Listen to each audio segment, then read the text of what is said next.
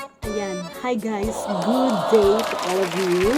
Ito na naman ako. Ang video na to ay para sa mga gustong magbarko at para sa mga baguhan pa lang na na-hired na crew. Ngayon ay nagpipidos ako. By the way, you are in the YouTube and you are in the Seaman Discarded channel. My name is Maricel and I am your host of this video. Okay, so ngayon ongoing ang ating pidos, naka-break time. So, I'll take this opportunity para mag-YouTube. Sandali lang. Meron kaming 30 minutes break. So, ang pidos, isa sa pinaka-importante na kailangan natin bago tayo aalis ng bansa, bago tayo sasampa sa barko. Ginagawa ang pidos hindi lamang sa mga seafarers, kundi maging sa lahat ng mga OFW, land-based or sea-based. So isa ito sa mga requirements ng ating gobyerno, ng principal din na kailangan mag-undergo tayo ng pidos. So by the way guys, marami tayong malalaman patungkol sa ating mga benepisyo, karapatan bilang OFW, bilang marino sa pag-undergo natin ng pidos. Bakit nga ba kailangan natin mag-pidos?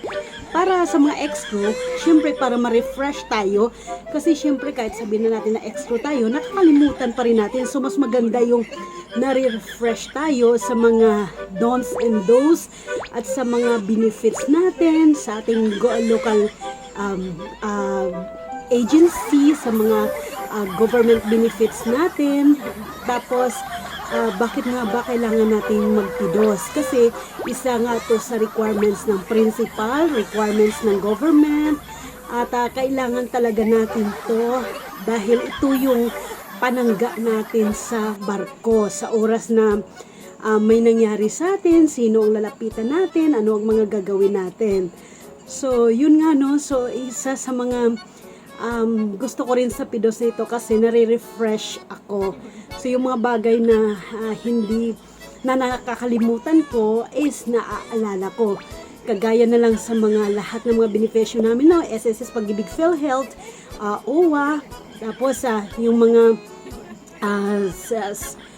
lahat ng mga sinay namin na kontrata na mayroon palang nagbago na sa mga nakaraang kontrata. Ngayon mayroon ng update sa aming bagong kontrata. So ngayon it's a lunch time, so I'll take this opportunity para magpido. So pag ikaw bago pa lang magbarko at ikaw gusto magbarko, madadaanan mo talaga ang pre-departure orientation seminar or ang tinatawag na pidos.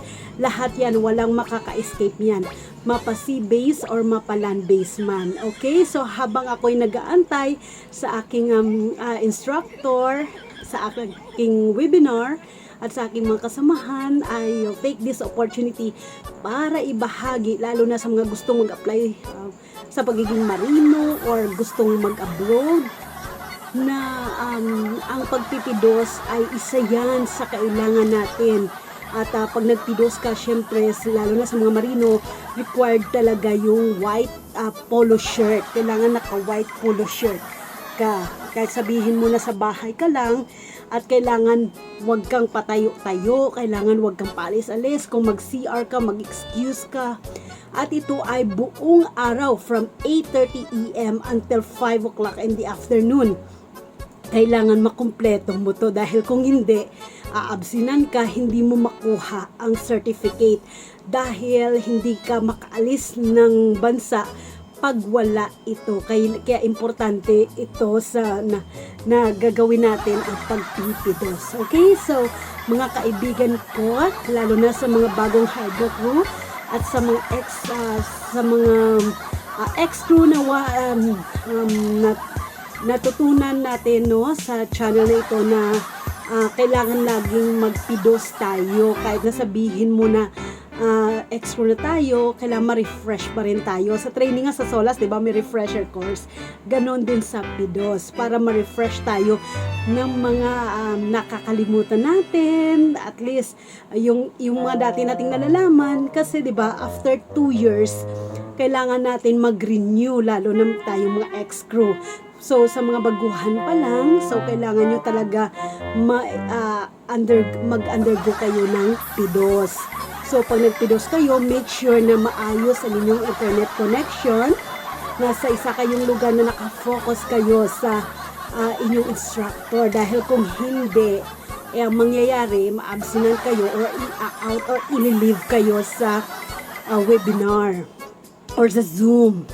Okay, so once again, my name is Maricel and you are in the Seaman Discarding channel. Nawa ang video na to, lalo na ikaw gusto mo magbarko, gusto mo mag-OFW or bago ka pala na-hard ng barko, sa pagbabarko, nawa nakatulong sa iyo ang video na to. Learn from the ex-crew. Okay, the reason kung bakit I encourage you to subscribe my channel, lalo na baguhan ka pa lang, kasi ex-crew na ako, masundan mo talaga ang mga pangyayari sa loob at labas ng barko sa buhay marino. So learn from the well-experienced crew. So once again, don't forget to share, like, and subscribe to my YouTube channel. So ano man ang gagawin mo sa araw na to, God bless you. Bye-bye!